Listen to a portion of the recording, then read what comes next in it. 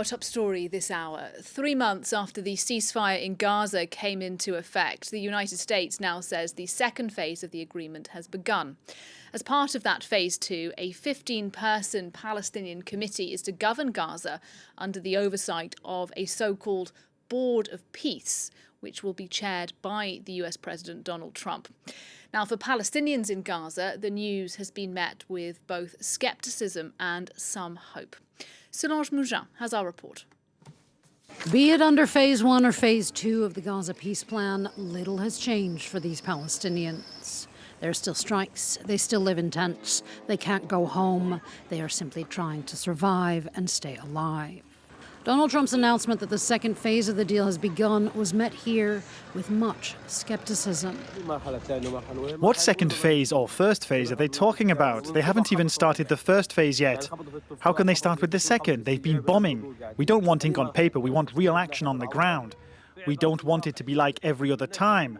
Just words on paper and then things stay the same or even get worse. The Israelis are liars. We are in Gaza and we see on the ground that the war has not stopped. The bloodshed has not stopped. And our suffering in the tents has not ended.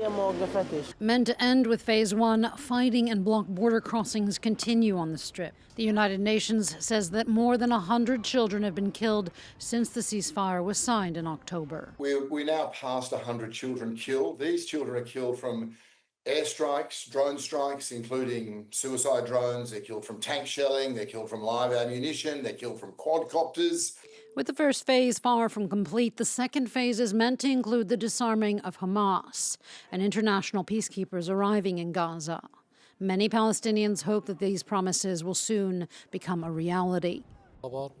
We are happy with this news, but we ask God that it not be just empty words. We need this to be real because in the second phase, we will be able to return to our homes. A 15-member committee chaired by Ali Shah, the former deputy minister of the Palestinian Authority, will oversee what the U.S.'s special envoy calls the disarmament and reconstruction phase. And a Hamas official says the group is ready to hand over responsibilities to that Palestinian technocratic body.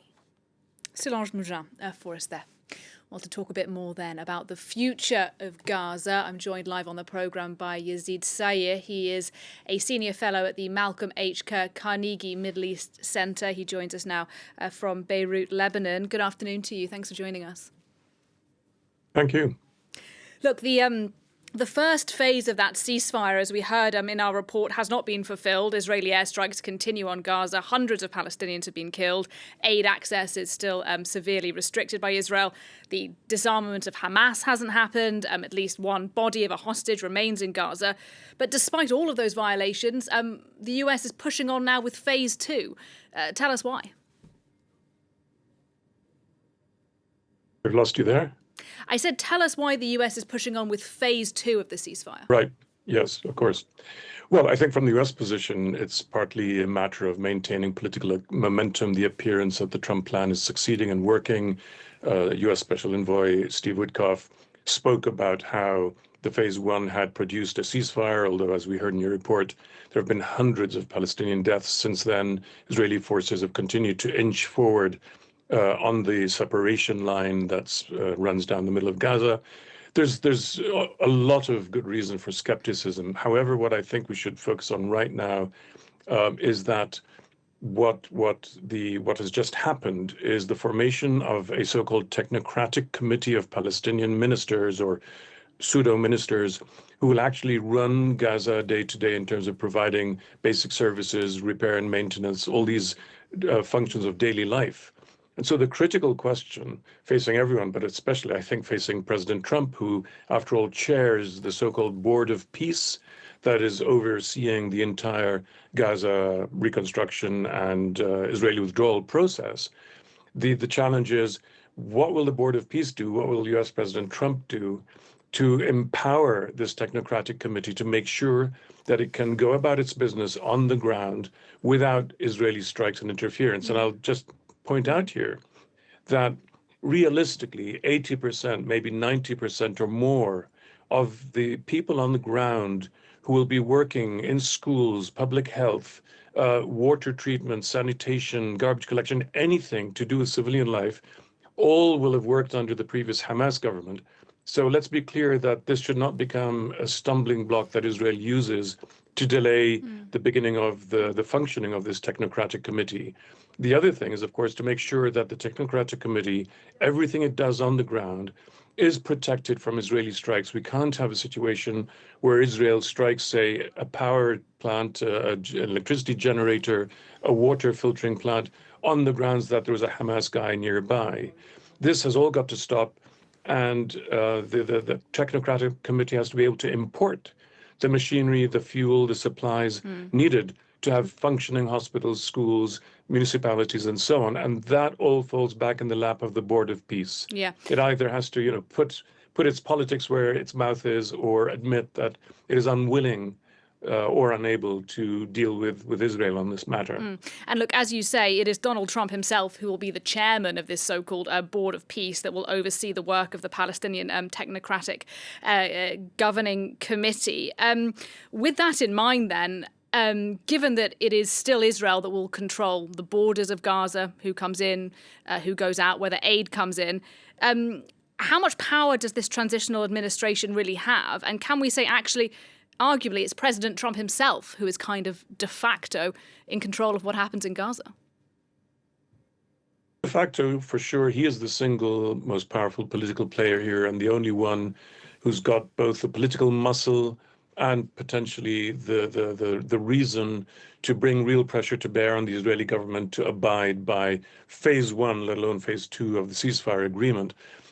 Here, there are two important things that have not been implemented from phase one, which have to go hand in hand with a technocratic committee taking over day-to-day governance inside Gaza. And the first of those is the International Stabilization Force, which was supposed to be deployed immediately upon agreement of the ceasefire. That's back in October. That still hasn't shown up. And secondly, that Gazans should immediately be free to leave the territory and to return to the territory. And so far, Israel has continued to block that. So those two issues are critical, as coming to your question. These two angles or dimensions are critical. And if President Trump doesn't work to pursue them, to get them done on the ground, then he's creating a technocratic committee that will effectively be unable to operate on the ground, not so much because of Hamas, but because of what Israel is doing and limiting. There's just no way to function technocratically under these kinds of conditions. And another element of this second phase is the gradual, we're told, withdrawal of Israeli troops from Gaza. A thought then on Israel's perspective on all of this. Is that something Benjamin Netanyahu, the Israeli Prime Minister, might want? Do you think that might happen, or are we looking more like a sort of ongoing occupation, perhaps using other words, by Israel in Gaza?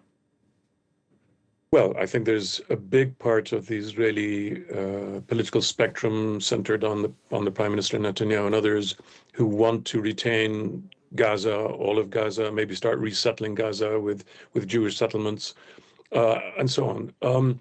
But I think right now, what's uppermost in Netanyahu's mind has been uppermost for 2 years and more, and that is his political calculations of how to remain in power, in office inside Israel, how to retain his far-right allies while dealing with the US and the international community that are demanding meaningful change on the ground in Gaza.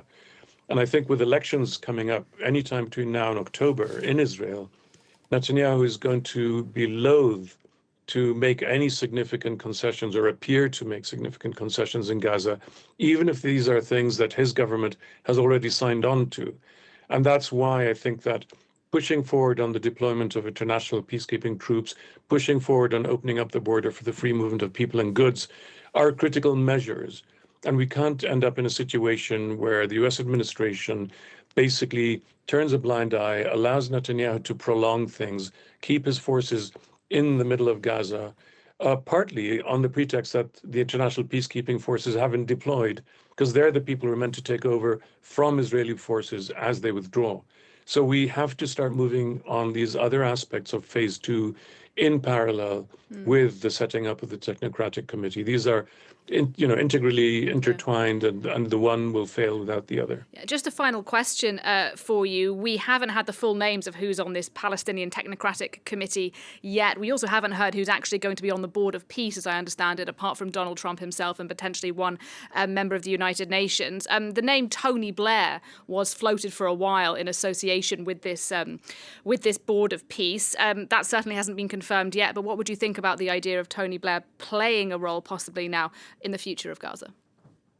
I was asked this right on the day of when this was announced 3 months ago or so, and I thought Blair would be a disaster. And I'll be, technocratic about this. People appointed to the board we should be able to assess them on merit and performance. Tony Blair has been the special envoy of the so-called quartet to Palestine and Israel for getting on for 18 years, I think. And I can't think of a single achievement he delivered in that time. So if we go on merit, performance-based criteria, I don't think Tony Blair cuts it. All right, really good to hear from you. Thank you very much indeed for your analysis. Yezid Sayigh talking to us there live from Beirut. Thank you.